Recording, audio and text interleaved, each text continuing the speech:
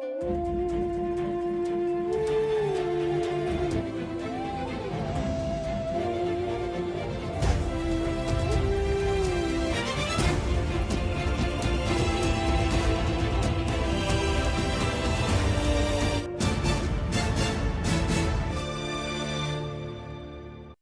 Paitat ini akan membahas tentang Sultan Abdul Hamid II, putra dari Sultan Abdul Majid I.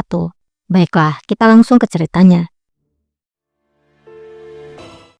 Di dalam ruangan, banyak orang berkumpul menunggu kedatangan Sultan Abdul Hamid, dan terlihat dua orang pria sedang bercakap-cakap. Salah seorang pria berkata, "Ini sudah 20 tahun Pasha. Apakah kamu ingat saat pertama kali dia naik tahta Pasha?" Mahmud Pasha pun menjawab, "Bagaimana aku bisa melupakannya? Seorang pangeran yang tidak pernah diharapkan menjadi seorang sultan. Tapi takdir menempatkan cincin kaisar di jarinya, dan semua kekuasaan dan pemerintahan itu menjadi miliknya." Pria itu berkata lagi, "Perang demi perang telah terjadi, dan dia semakin memperoleh kekuasaan.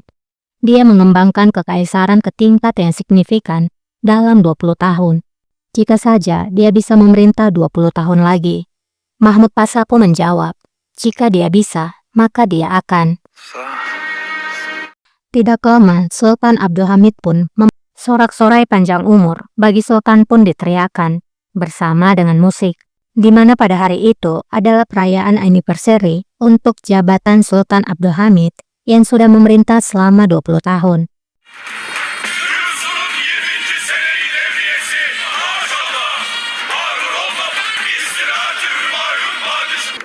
Di ruangan lain, para wanita mengintip upacara itu.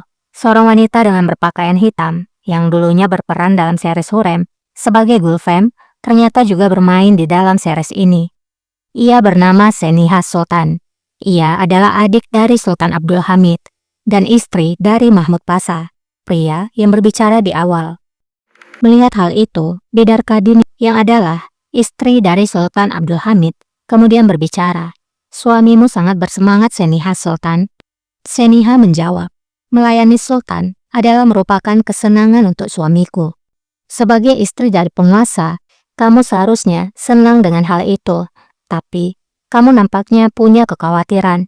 Itu sangat aneh."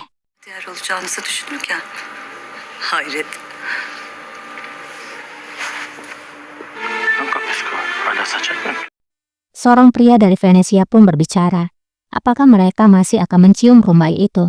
Pria di sisinya menjawab, "Itu bukan apa-apa. Para penguasa Ottoman biasa membuat duta besar asing mencium kaki mereka." Setelah semua pejabat mencium rumbai itu, upacara pun dibuka melalui. Kita beralih dulu ke Vienna.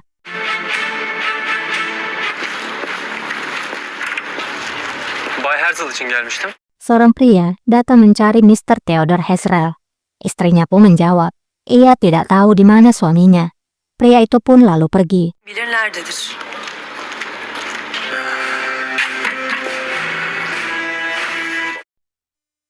Di lain sisi, Mr. Herzl rupanya sedang bersama ayahnya. Herzl lalu berkata, "Hari ini aku mengambil langkah pertama untuk membuat mimpiku menjadi kenyataan. Bukan hanya mimpiku saja, tapi semua mimpi sesama Yahudi kita akan menjadi kenyataan.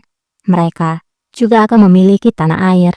Mereka juga akan mencapai tanah subur di Yerusalem, aliran sungai Nil. Efrat yang hiruk-pikuk akan memberikan berkat yang luar biasa. Sang Mesias akan datang, dan kuil Salomo akan dibangun kembali. Aku telah membuat permainan sedemikian rupa, sehingga rel kereta api yang menurut Sultan akan menuju Mekah ternyata akan membawa semua orang Yahudi menuju ke tanah air mereka sebenarnya. Para pelayanku akan mengambil kendali rel kereta dalam beberapa hari. Aku harap kamu akan bersamaku kali ini. Aku harap kamu memiliki keyakinan pada putramu ini yang sangat mencintaimu." Heybetli lütfuna onlar da erişecekler. İmam mabedi yeniden inşa edilecek baba. Hizmetkarlarım yanımda olsaydı. Kes kavga. Namun ayahnya yang terlihat dirantai meludahi putranya itu. Ayahnya menjawab, "Ibumu dan aku sering bertengkar. Kamu tahu kenapa?" karena aku tidak pernah percaya bahwa kamu adalah putraku. Orang sesat seperti dirimu tidak. Bir kafir asla benim oğlum olamaz. Kafir olan sensin. Hezrel pun menjawab, kamulah yang tersesat di sini. Kamulah yang mengkhianati ide kami dan Tuhan. Ayahnya menjawab, aku tidak pernah percaya pada Tuhan yang berbicara sesuai dengan keinginanmu, mengancam orang lain dengan cara yang kamu sukai, dan membuat orang menumpahkan darah demi keselamatan Yerusalem. Aku percaya pada Jehovah. Jadi Jehovah adalah nama Allah. Aku percaya Tuhan itu pengasih. Tuhan mengatakan agar menghormati ayah dan ibumu.